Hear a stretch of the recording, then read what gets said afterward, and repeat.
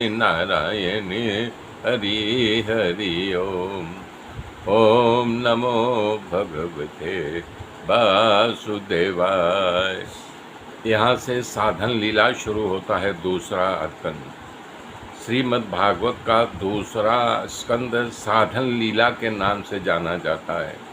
भगवान का रूप, उनका स्वरूप, गुणों के कारण, उनके जानने के साधारण कारण उसे साधन लीला कहते हैं। इस स्कंद को लीला भी कहते हैं। प्रथम स्कंद में श्रवण और मनन कीर्तन द्वारा अधिकार सिद्ध हुआ, इसलिए उसको अधिकार लीला कहते हैं। इसमें कथा का प्रारंभ सुखदेव जी के द्वारा होता है। मनुष्य के कर्तव्यों के बारे में बताते हैं। विराट पुरुष का वर्णन है। ध्यान का महात्म है। भक्त और भक्ति की महिमा। सुखदेव जी का मंगलाचरण। भगवान द्वारा सृष्टि की लीला का वर्णन। परमात्मा के अवतार लीलाओं परीक्षित द्वारा पूछे गए प्रश्नों का उत्तर देते हैं।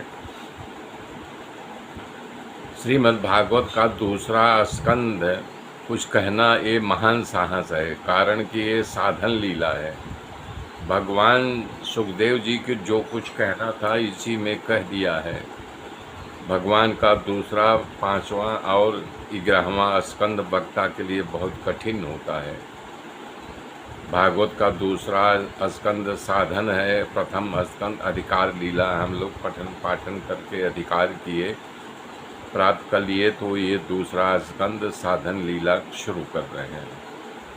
सुखदेव जी कथा का प्रारंभ करता राजा परीक्षित का बखान करते हुए कह रहे हैं, हे राजा परीक्षित, अगर तुमने पूछा होता कि हमारी मृत्यु नज़दीक है, तो पर्सनल व्यक्तिगत प्रश्न हो जाता। तुमने पूछा है जिस मनुष्य की मृत्यु नज़दीक उसे क्या करना चाहिए।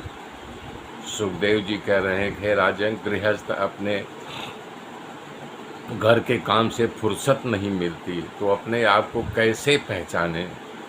मनुष्य की सारी जिंदगी काम करते करते ही बीत जाती है और रात्रि में वो सो जाता है थका करके। शरीर, पुत्र, परिवार, इन सब से मोह में पागल हो गया है। धीरे धीरे मृत्यु नज़दीक आ रही है, इसका मानव को आभास नहीं। अगर कोई उसे चेतावनी दे तो भी नहीं चेतता। हे राजा, जिसको अभय पद की प्राप्ति करने की इच्छा हो, जिसको भागवत धाम प्राप्त करना हो, जिसे मोक्ष की इच्छा हो, उसे भगवान श्री हरि का कथन श्रवण जरूर करना चाहिए, कीर्तन करना चाहिए। श्रीमन्नारायण नारायण हरि हरि ओम। श्रीमन्नारायण नारायण हरि हरि ओम। सुखदेव जी सभी महात्माओं के सामने मुक्ति का मार्ग का उपाय जाहिर करते हैं। सभी महात्मागण भगवान सुखदेव जी के एक एक शब्द को खूब ध्यान से सुन करके विचार कर रहे हैं कि 7 दिन में राजा परीक्षित को मुक्ति देने का भगवान जी ने कौन सा साधन बताएंगे। यहाँ पर सुखदेव जी ने संकेत दे दिया कि भागवत की कथा, श्रवण, कीर्तन और मनन जी को अभय पद देता है, अन्यथा कोई साधन नहीं है भागवत प्राप्ति प्राप्त करने के लिए।